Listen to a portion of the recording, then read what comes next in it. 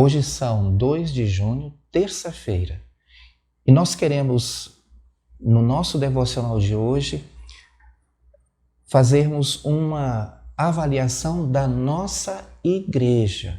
Lembrando que igreja são pessoas. Ontem nós fizemos uma avaliação pessoal, tentando verificar em que nível de crescimento do caráter cristão nós nos encontramos. E eu enfatizei a necessidade de nós procurarmos cultivar relacionamentos, nos aproximar de outras pessoas, participar de pequenos grupos e procurar abrir o nosso coração para aquelas pessoas com quem nós estamos nos relacionando. Eu gostaria de convidar você a pensar por alguns minutos sobre a ênfase que a nossa igreja dá ao desenvolvimento do caráter cristão em seus membros. E quando eu falo a nossa igreja, não estou falando do pastor, do pensamento do pastor ou da liderança da igreja, mas o seu pensamento. Como você vê a igreja, como você vê as nossas atividades e os nossos relacionamentos. Eu vou ler aqui algumas situações que eu vou chamar de cenas, e eu penso que você, usando a sua imaginação, pode fazer esta avaliação das cenas que indicam negligência nesta área de relacionamento. Em muitas igrejas ocorre isto, inclusive na nossa também. Então identifique as cenas que são comuns à sua experiência. Eu vou começar aqui. Primeira cena: quando um membro da igreja não está causando problemas, nem os compartilhando, ninguém se preocupa em ajudá-lo em seu crescimento, porque no nosso entendimento, nesta cena aqui, no nosso entendimento, esta pessoa está bem. Ela não precisa de ajuda, como é o meu caso. As pessoas olham para mim e acham que eu não tenho problemas, que eu não tenho áreas que eu preciso de trabalhar. Mas eu preciso de ajuda. Eu preciso crescer. Eu preciso de ser moldado tanto quanto um novo convertido. Outra cena: quando um membro da igreja assiste fielmente às reuniões, supõe-se que ele está crescendo. Vou repetir: quando um membro da igreja assiste fielmente às reuniões, supõe-se que ele está crescendo. Por exemplo, muitas vezes, aqueles irmãos que se ausentam de vez em quando já são rotulados de crentes que não são maduros ou que não estão crescendo. Mas eu não posso fazer uma avaliação neste aspecto. Há muitos que estão frequentando regularmente, que não faltam os cultos, que precisam crescer, que têm problemas, que têm suas lutas. Outra cena: quando um membro da igreja cai em pecado, é posto debaixo de disciplina até demonstrar que não está mais pecando naquela área. Ninguém o aconselha, nem o acompanha na luta de ganhar vitória naquela área em que ele tem problemas. Isto é muito comum na maioria das igrejas. Quer dizer, ele incorreu num pecado, foi disciplinado, mas nada é feito. Ninguém conversa com ele, não há nenhuma orientação, não há um acompanhamento. Isto é uma falha muito grande. Quarta cena: um membro da igreja quer crescer em algum ponto de sua vida cristã, mas não sabe como fazê-lo, pois sente que o pastor está ocupado demais para ajudá-lo e não sabe a quem mais pedir a orientação. E aqui nós temos um problema, que é a cultura clerical, aquela cultura de achar que somente o pastor é quem pode aconselhar, somente o pastor é quem tem as palavras que vão ajudar as pessoas a lidar com suas situações de conflito e encontrar resposta na palavra de Deus. Mas não é verdade isso. Nós precisamos entender que todos nós temos esta competência. O papel do pastor, da liderança da igreja, é equipar os santos para o desempenho do seu serviço. Quinta cena: se alguém compartilha uma necessidade, A resposta mais comum é uma oração sem nenhum seguimento depois disso. Isto é, as pessoas, numa conversa informal, às vezes soltam uma situação, ou então alguém menciona uma dificuldade e nós simplesmente dizemos, eu vou orar por você. E ponto. Não há uma continuação no tratamento, não há uma continuação na abordagem que deve ser feita na área que foi mencionada. Sexta cena.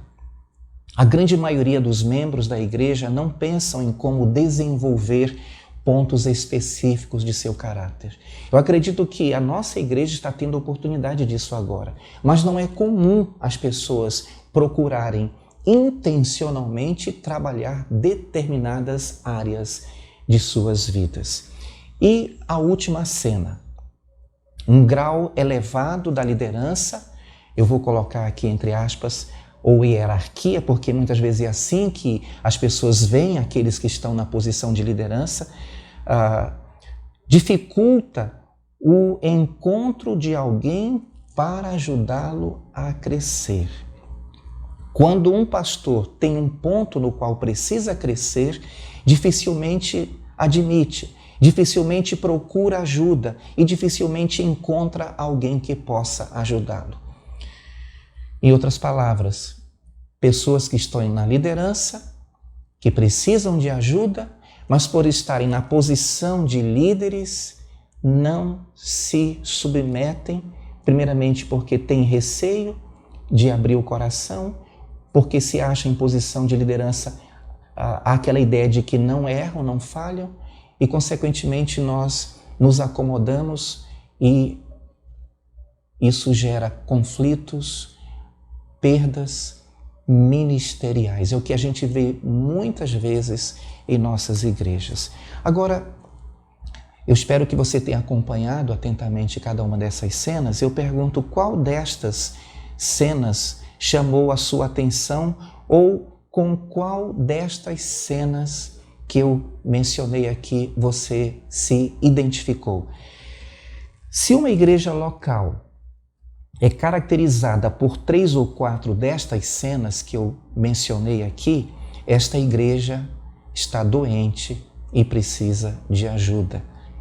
Mas ainda tem uma base na qual prosseguir para poder melhorar nos outros pontos, que eu acredito que seja a nossa condição hoje. Se uma igreja local é caracterizada por 5 ou 6 destas cenas, está em estado crítico, precisando de uma cirurgia espiritual. E é importante ressaltar aqui que uma boa parte, possivelmente a maioria dos membros da igreja, nunca poderá ser mais do que uma criança espiritual se a saúde espiritual da igreja não mudar. Agora, se uma igreja é caracterizada por todas estas 7 cenas, ela está entre a vida e a morte e precisa de um transplante de coração e de mente. E é muito importante ressaltar aqui, irmãos, que nós não podemos viver de aparências. E um texto que eu quero destacar para ressaltar isto está em Apocalipse, capítulo 3, a partir do verso 14, onde nós lemos Jesus falando à igreja de Laodiceia. E ao anjo da igreja de Laodiceia escreve: isto diz o Amém, a testemunha fiel e verdadeira, o princípio da criação de Deus. Conheço as tuas obras, que nem és frio nem quente. Quem dera foras frio ou quente. Assim, porque és morno e não és frio nem quente, vomitar-te-ei da minha boca. Como dizes, rico sou e estou enriquecido e de nada tenho falta, e não sabes que és um desgraçado e miserável e pobre e cego e nu. Aconselho-te que de mim compres ouro provado no fogo, para que te enriqueças, e roupas brancas para que te vistas, e não apareça a vergonha da tua nudez, e que unja os teus olhos com colírio para que vejas. Eu repreendo e castigo a todos quantos amo. Sê, pois, zeloso e arrepende-te. Eis que estou à porta e bato. Se alguém ouvir a minha voz e abrir a porta, entrarei até ele e com ele cearei, e ele comigo. Ao que vencer, lhe considerei que se assente comigo no meu trono, assim como eu venci e me assentei com meu Pai no seu trono. Quem tem ouvidos, ouça o que o Espírito diz às igrejas. Será que nós estamos exagerando na importância do desenvolvimento do caráter cristão? Será que nós estamos fazendo aqui uma tempestade num copo d'água? Eu quero fazer um acréscimo aqui. Será que há um exagero na importância do desenvolvimento intencional do caráter cristão? Isto é, você, meu irmão, independente de qualquer tipo de circunstâncias, desejar crescer no relacionamento com o Senhor? Algumas pessoas podem argumentar que todos nós que somos filhos de Deus iremos chegar ao céu, não importando o quanto nosso caráter tenha se desenvolvido. Outras podem argumentar que o desenvolvimento do caráter é uma coisa que acontece sem que nós nos preocupemos com ela, mais a nível do inconsciente. Mas o que eu quero fazer neste momento é desafiar você a pensar acerca disto. E amanhã, se o Senhor permitir, nós queremos ver a perspectiva de Paulo sobre o crescimento do caráter cristão.